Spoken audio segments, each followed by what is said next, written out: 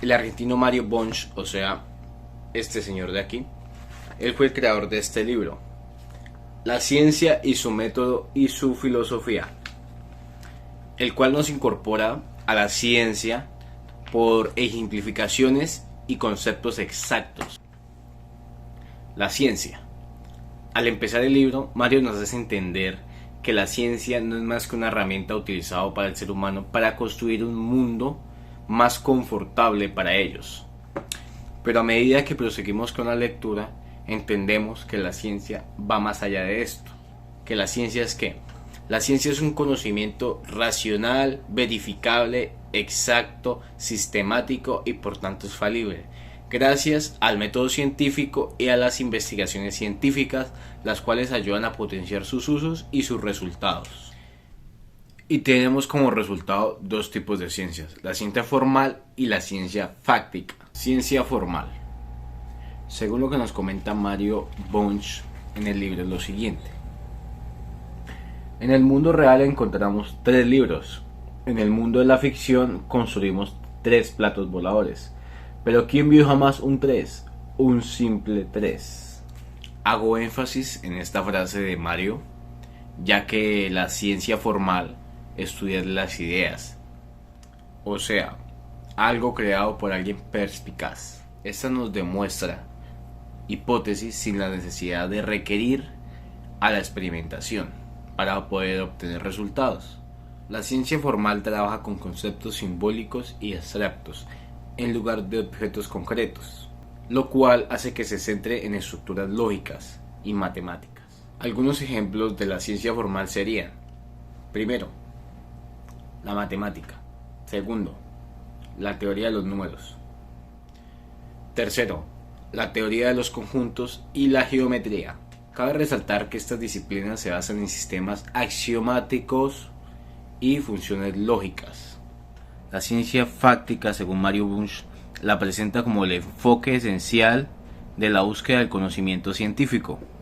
Uno de los pilares principales de la ciencia fáctica es la observación cuidadosa, verificación y predicción empírica. Esta es una característica distintiva de la ciencia fáctica. Las teorías y las hipótesis científicas deben ser respaldadas por evidencia observacional sólida. Esto implica que los experimentos deben ser coherentes con las predicciones derivadas de las teorías. La verificación empírica proporciona una base sólida para la validez de las afirmaciones científicas. Un aspecto importante de las ciencias fácticas es su capacidad para hacer predicciones. Las hipótesis científicas deben ser capacitadas para poder predecir resultados verificables. Estas predicciones son esenciales para la planificación de experimentos y la evaluación de precisión de teorías. Evolución de las teorías y leyes.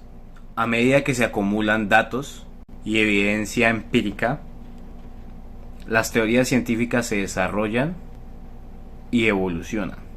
Las teorías sólidas se convierten en explicaciones poderosas de los fenómenos naturales y tienen la capacidad de convertirse en leyes científicas. Estas leyes son capaces de expresar irregularidades y patrones que hay en la naturaleza, proporcionando un marco de comprensión y predicciones. El método científico para Bunge se divide en ciertos principios. Primero, observación y medición. Primero se comienza con una observación y una medición del entorno real, y la información recolectada debe ser objetiva y clara y específica y verificable. Formulación de hipótesis. Después de tener las observaciones, se empiezan a formular hipótesis y crear ideas que expliquen los fenómenos observados. Predicciones. Las hipótesis científicas deben ser capaces de hacer predicciones verificables, ya que estas son muy importantes para tener mucha validez en nuestra hipótesis. Experimentación y pruebas empíricas. Las predicciones de las hipótesis se comprueban mediante experimentos controlados o recopilación de datos empíricos, verificación y falsación. Bunge enfatiza que las hipótesis deben regirse en unas pruebas rigurosas para verificar si son consistentes con la evidencia o la observación tenida. En palabras simples, los métodos teóricos Se refieren a las estrategias y técnicas utilizadas en la construcción y desarrollo de teorías científicas. Los métodos teóricos los podemos clasificar de la siguiente manera. Primero, principios. Segundo, leyes. Tercero, definiciones, etc. Estas se vinculan mediante conectivas lógicas. Por último, ¿en qué podemos apoyar una hipótesis científica? Las hipótesis científicas están incorporadas en teorías o tienden a incorporarse en ellas, ya que las teorías están relacionadas entre sí, constituyendo la teoría intelectual. Las hipótesis científicas no solo tienen soportes científicos y extracientíficos, sino también empíricos, racionales, psicológicos y culturales. Primero, soporte empírico. Mientras más numerosos sean los hechos que conformen la hipótesis y mayor sea la precisión con la que ella construye los hechos, tendremos este soporte. Segundo, soporte racional.